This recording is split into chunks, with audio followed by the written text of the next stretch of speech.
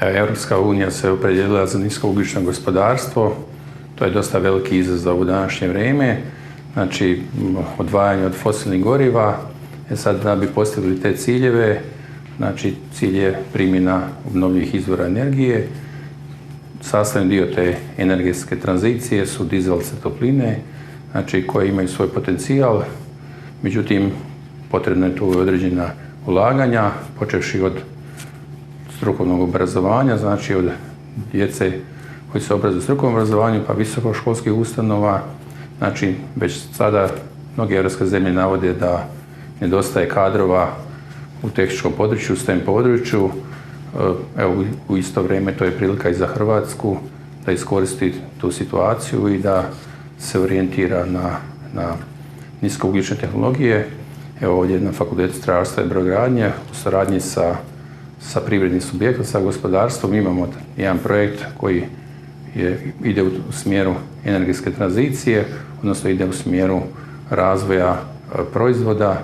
Znači, ovdje imamo laboratorij koji je opremljen dizel topline koja je proizvedena kod hrvatskog subjekta i znači ovdje se testira ta oprema. Znači, to je promocija znači primjene obnovljivih izvora energije i novih tehnologija. Zašto su dizalice topline danas toliko važne? Znači, one u istom trenutku omogućuju znači grijanje i hlađenje stambenih i poslovnih prostora. Ako se vežu sa fotonaponskim sustavima, znači sa drugim oblicima obnovljivih izvora energije, mogu biti 100% neovisni.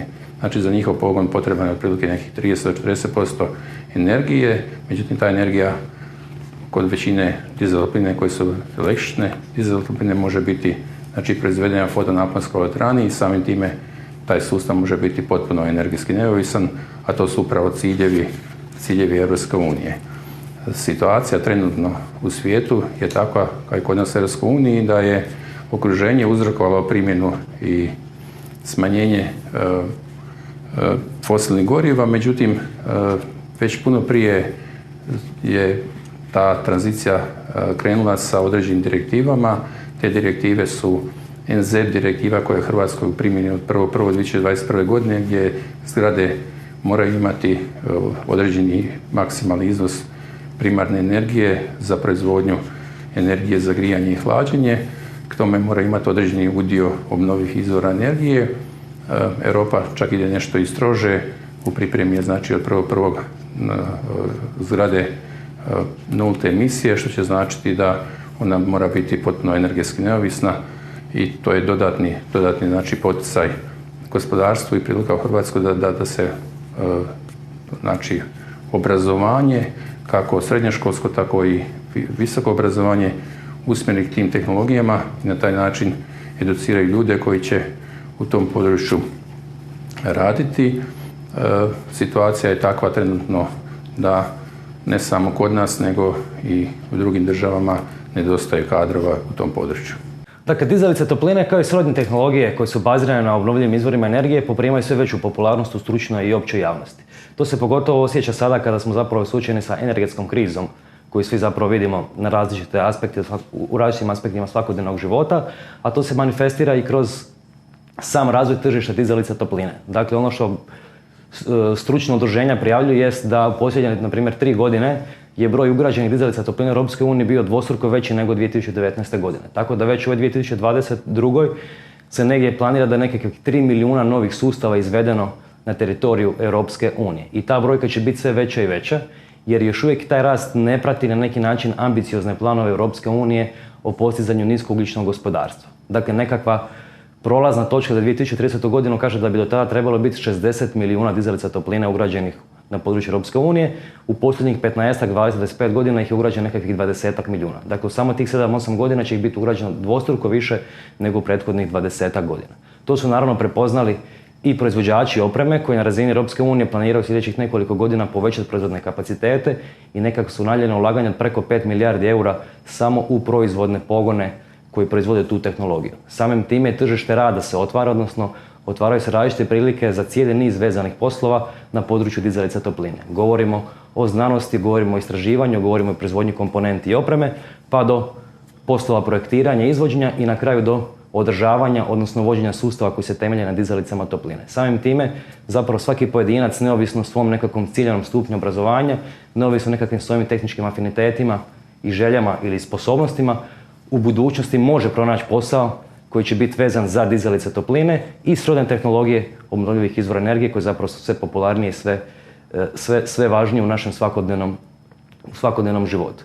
Tako da evo, već danas se tržište rada suočava sa nedostatkom ljudi koji bi radili takve sustave na kvalitetan i dobar način kako bi ti sustavi bili učinkoviti, a u budućnosti će ta brojka biti sve veća, odnosno bit će sve veća potražnja, tako da svatko ko razmišlja o nekakvim tehničkim poslovima, tehničkim usmjerenjima, mislim da mu je orijentacija prema dizalicama topline, ali ne znam, i sličnim sustavima kao što su fotonaponski sustavi, kao što su biomasa, odnosno tehnologije bazirane na održivim i obnovljivim izvorima energije, zapravo dobar pokazatelj i zapravo će sigurno to biti velika zapošljivost u budućnosti u Hrvatskoj i u zemljama u okruženju.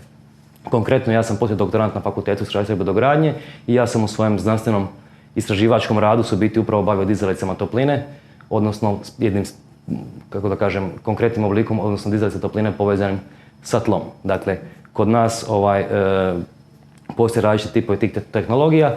Na našem Fakultetu strojarstva i brodogradnje njihov potencijal i njihova važnost je već davno prepoznata, tako da niz godina se zapravo i kroz istraživačke i kroz nastavne djelatnosti unapređuju i teorijska i praktična znanja na području dizalica topline, s čime smo dosta ponosni što zapravo studenti prepoznaju, ali ne samo studenti, nego zapravo i različiti gosti i srednjoškolci koji dolaze u posjet fakultetu i koji obilaze laboratorije, odnosno koji dolaze vidjeti u biti s čime se to radi, na neki način se već interesiraju za nekakve buduće karijere i buduća područja usavršavanja i rada. Energetska efikasnost, obnovljivi izvori energije i zelena tranzicija samo su neki od pojmova koje sve češće čujemo u medijima, ali i u svakodnevnim raspravama. Mi na Fakultetu strojarstva i brodogradnje među ostalim bavimo se i tim temama i vrlo rado bi mlade talente, buduće studente, podučavali njima. Podučavamo kroz teoretsku nastavu, ali sve što u učionicama prenesemo pokušavamo i u našim laboratorijima pokazati praktično, dakle kroz izvođenje vježbi na realnim sustavima. Naša katedra za procesnu i termotehniku poznata je po tome da mnoge studente preporuča tvrtkama čak i prije završetka visokoškolskog obrazovanja.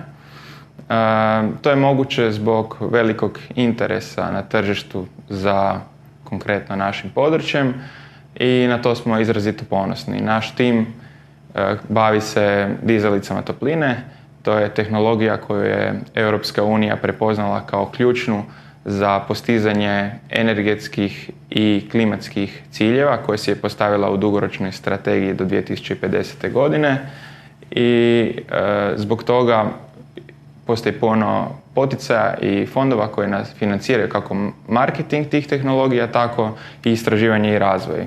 Zato sam i ja našao svoj karijerni put, dakle barem početak karijernog puta u istraživanju i razvoju, a ako nam se pridružite, vjerujem da će neki od vas završiti možda u istraživanju i razvoju, neki drugi u prodaji, projektiranju ili možda izvođenju radova. Dakle, sve su to opcije koje se nude nakon završetka Fakulteta strojarstva i brodogradnje, odnosno našeg konkretnog usmjerenja. Zato vas pozivam da ako ste zainteresirani za rješavanje jedinstvenih problema, ako želite sudjelovati u razvoju industrije koja se brzo širi i napreduje i ako želite zapravo poboljšati svijet termotehnike, da nam se pridružite i upišite Fakultet strojarstva i brodogradnje.